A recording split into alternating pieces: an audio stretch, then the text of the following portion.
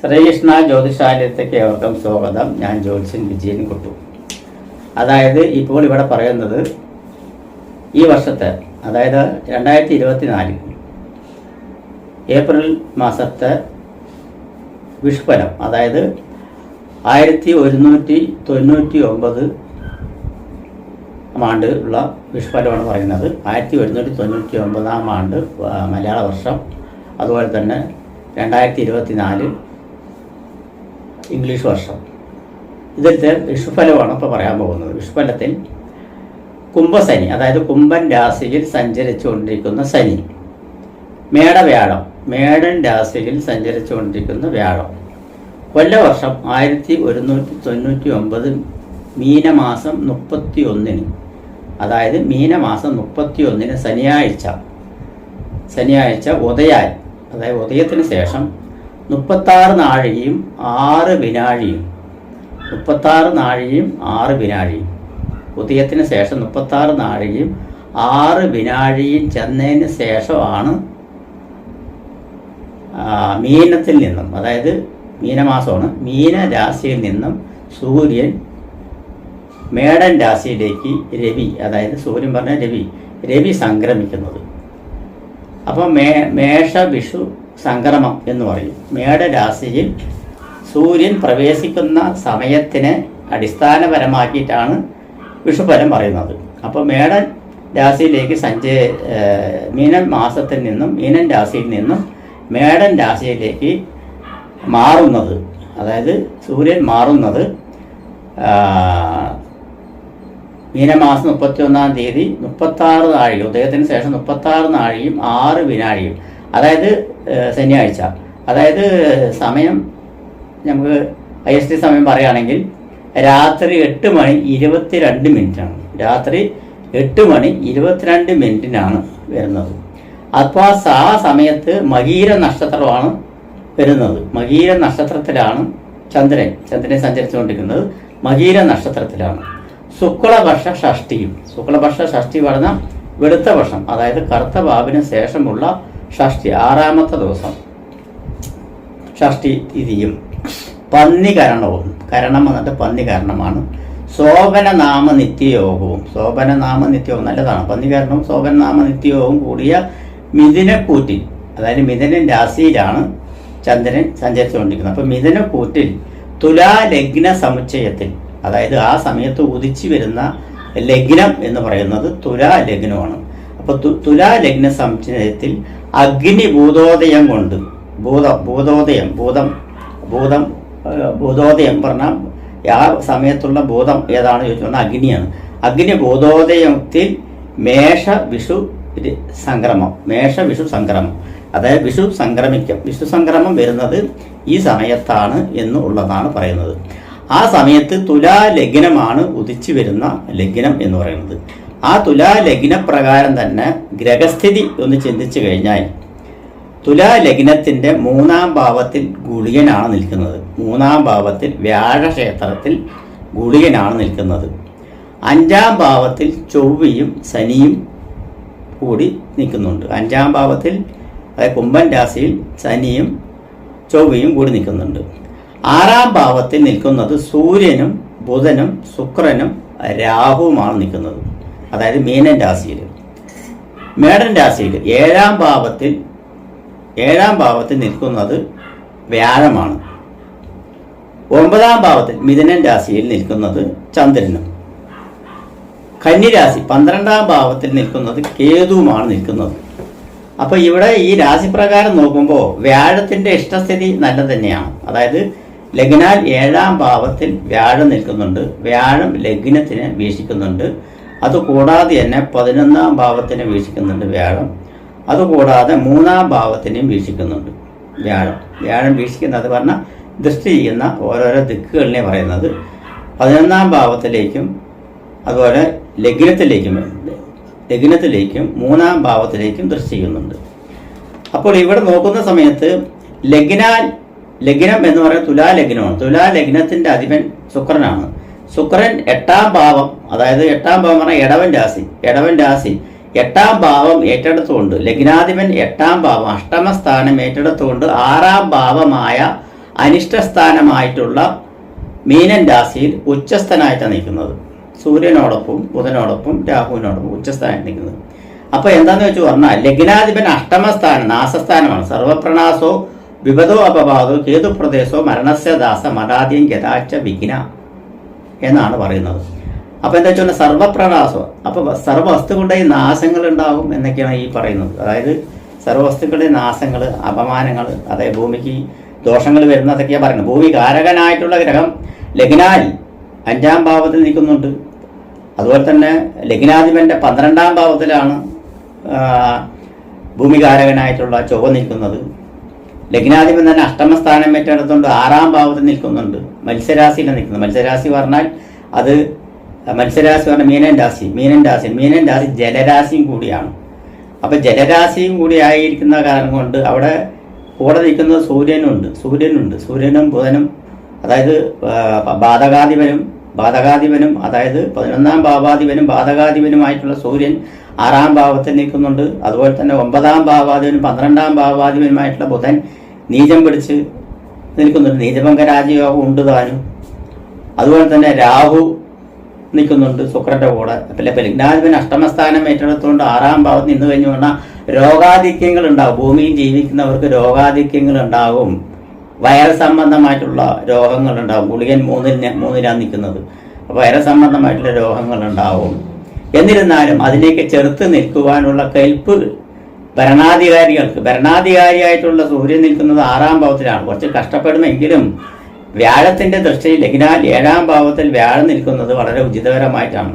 അപ്പോൾ ലഗ്നാൽ 7ാം ഭാവത്തിൽ വ്യാഴം നിൽക്കുന്നത് കാരണം കൊണ്ട് രോഗങ്ങൾ വരികയാണെങ്കിലും അതിനുള്ള പ്രതിവിധികൾ ഉണ്ടാവും എന്നാണ് പറയുന്നത്.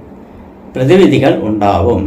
4ാം ഭാവാധിപൻ അതായത് ജനസംബന്ധമായിട്ടുള്ള സമ്പർക്കവും ഭൂമി സംബന്ധമായിട്ടുള്ള നമ്മുടെ പ്ലേസ് സംബന്ധമായിട്ടുള്ള ഗ്രഹവും ഭൂമി കാരകനുമായിട്ടുള്ള ഗ്രഹം 4ാം ഭാവാധിപന്റെ ക്ഷേത്രത്തിലാണ് നിൽക്കുന്നത്. 4ാം ഭാവാധിപൻ 5ാം ഭാവത്തിൽ നിൽക്കുന്നത്. 5ാം ഭാവാധിപന്റെ ഭൂമികാരകനായിട്ടുള്ള ചൊവ്വയാണ്. ചൊവ്വ 2ാം ഭാവാധിപനും 7ാം ഭാവാധിപനും കൂടിയാണ് നിൽക്കുന്നത്.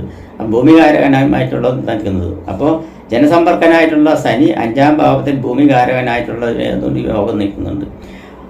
ഇപ്പോൾ ഇവിടെ വന്നിട്ട് വർഷകാലം, അതായത് ഈ വർഷം മഴ എങ്ങനെ ഉണ്ടാകും എന്ന് ചോദിച്ചു പറഞ്ഞാൽ കാലാവസ്ഥ അതായത് നമ്മുടെ മൺസൂൺ കാലം, അതായത് മഴക്കാലം എന്ന് പറയുന്നത് ജൂൺ 15 കൂടിയിട്ടാണ് മഴയുടെ ആരംഭം, മൺസൂൺ ആരംഭിക്കുന്നത് എന്നാണ് പറയുന്നത്.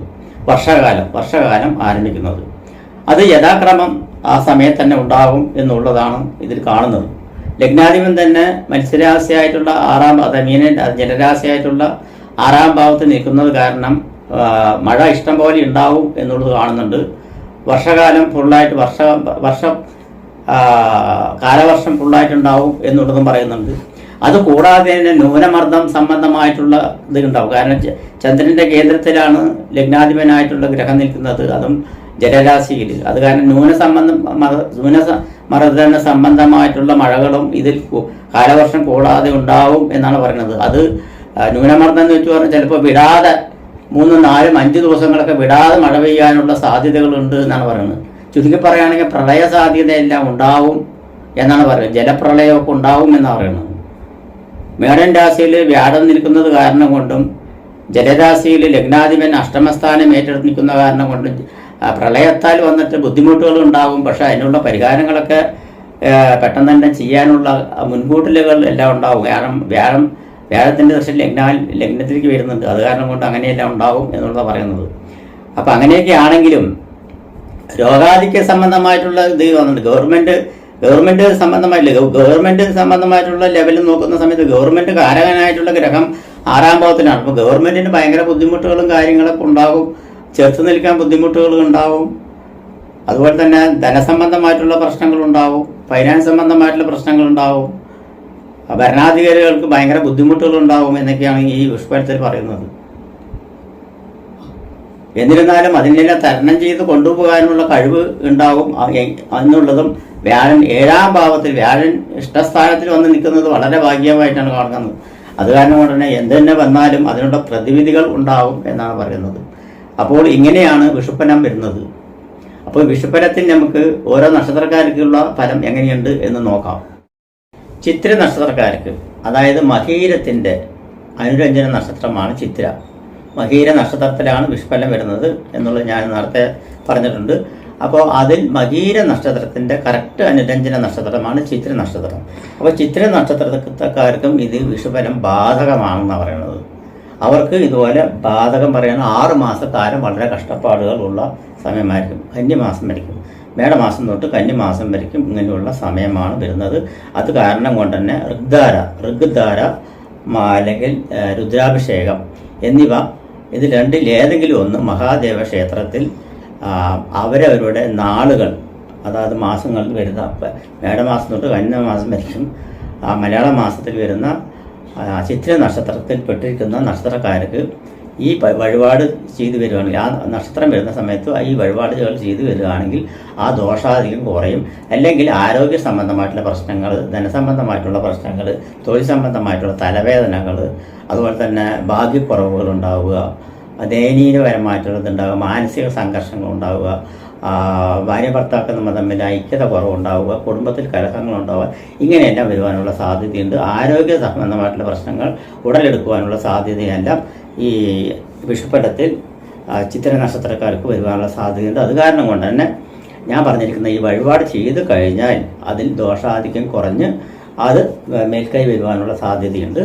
അതുപോലെ തന്നെ ഈ അവർക്ക് 6 മാസം കഴിഞ്ഞ് പറഞ്ഞാൽ ഗുണകരമായിട്ടുള്ളൊരു സമയം തന്നെയാണ് വരാൻ പോകുന്നത്.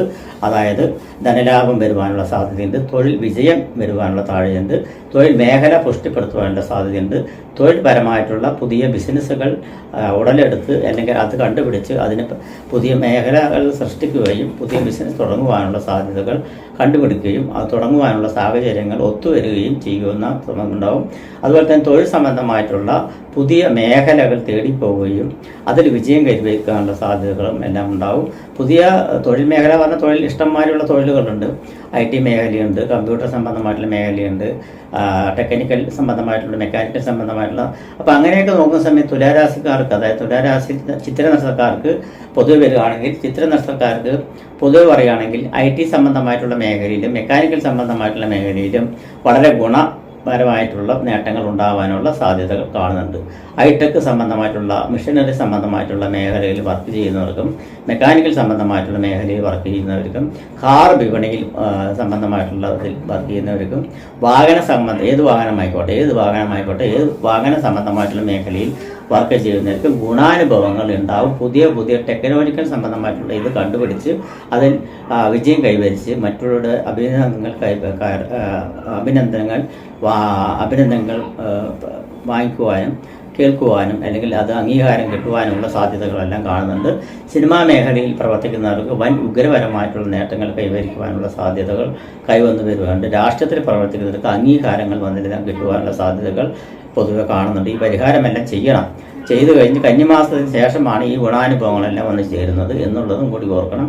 അതുകൂടാതെ തന്നെ അലോപ്പതി സംബന്ധമായിട്ടുള്ള ഫാർമസ്യൂട്ടിക്കൽ സംബന്ധമായിട്ടുള്ള നഴ്സ്, ഡോക്ടർമാർ, അതുപോലെ തന്നെ ആ മെഡിക്കൽ വിഭാഗത്തിൽ വർക്ക് ചെയ്യുന്നവർക്കെല്ലാം ഗുണകരമായിട്ടുള്ള കാലം തന്നെയാണ് ഈ 6 മാസത്തിന് ശേഷമുള്ള സമയം എന്ന് പറയുന്നത്. അലോപ്പതി സംബന്ധമായിട്ടും ആയുർവേദ സംബന്ധമായിട്ടും ഹോമിയോ സംബന്ധമായിട്ടും മെഡിക്കൽ സംബന്ധമായിട്ടും പൊതുവെ മരുന്ന് സംബന്ധമായിട്ടും മെഡിക്കൽ സംബന്ധമായിട്ടുള്ള വിപണികളിൽ വർക്ക് ചെയ്യുന്നവർക്ക് ഗുണാനുഭവങ്ങൾ വന്നു ചേരുവാനുള്ള സാധ്യതയുണ്ട്.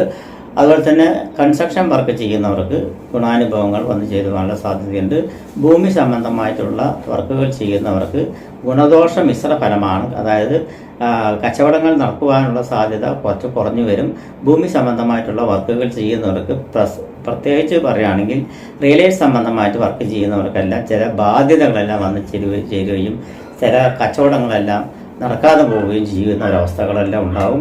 അതിന് ഭഗവതി ക്ഷേത്രത്തിൽ ഭഗവതി സേവ നടത്തുന്നത് മൂലം ആ തടസ്സങ്ങളെല്ലാം മാറി വരുവാനുള്ള സാധ്യതകൾ ഉണ്ട് എന്നാണ് പറയുന്നത്. അതും ഈ ചിത്ര നക്ഷത്രത്തെ ദിവസമാണ് ചെയ്യേണ്ടത്. ഈ ചിത്ര നക്ഷത്രം വരുന്ന ദിവസമാണ് ചെയ്യേണ്ടത് ഭഗവത് സേവ എന്നുള്ളതും പറയുന്നുണ്ട്. അതുപോലെ തന്നെ എയർപോർട്ട് സംബന്ധമായിട്ട്, വിമാന സംബന്ധമായിട്ട്, എയർപോർട്ട് സംബന്ധമായിട്ടുള്ള മേഖലയിൽ വർക്ക് ചെയ്യുന്നവർക്കെല്ലാം വളരെ ഗുണാനുഭവങ്ങളാണ് കാണുന്നത്.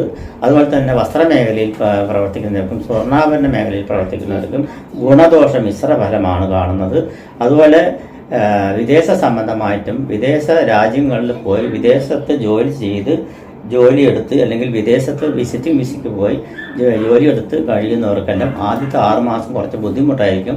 അതിനുശേഷമായിരിക്കും കുറച്ച് ഗുണാനുഭവങ്ങൾ വരുവാനുള്ള സാധ്യതകൾ കൂടുതലായിട്ട് കാണുന്നുണ്ട്. അതുപോലെ തന്നെ ചിത്ര നക്ഷത്രക്കാർക്ക് വ്യയം നോക്കുകയാണെങ്കിൽ വരവ് 5ഉം ചെലവ് 2ഉമാണ്. അത് കാരണം കൊണ്ട് ഗുണം തന്നെയാണ് കാണുന്നത്. അതായത് വരവാണ് കൂടുതലായിട്ട് ഉള്ളത്, 5, ചെലവ് 2ആണ് കാണുന്നത്. അതുപോലെ സിനിമാ മേഖലയിൽ പ്രവർത്തിക്കുന്നവർക്ക് ഗുണാനുഭവങ്ങൾ വന്നു ചേരുവാനും ലാഭങ്ങൾ വന്നു ചേരുവാനും കടബാധയിൽ നിന്ന് കടബാധയിൽ നിന്ന് മോചനം നേടുവാനുള്ള സാധ്യതയും എല്ലാം കണ്ട് പലവിധ തടസ്സങ്ങളെല്ലാം മാറി വരുവാനുള്ള സാധ്യത കന്നിമാസത്തിന് ശേഷം കാണുന്നുണ്ട് എന്നാണ് പറയുന്നത്. അപ്പോൾ ചിത്ര നക്ഷത്രക്കാർക്ക് പൊതുവെ ഗുണവും ദോഷവും ചേർന്ന ഒരു വിഷുഫലമാണ് വന്നിരിക്കുന്നത്. ആദ്യത്തെ 6 മാസം കുറച്ച് ദോഷങ്ങളും പിന്നീടുള്ള 6 മാസം ഗുണഫലങ്ങളുമാണ് വരുന്നത്. നമസ്കാരം.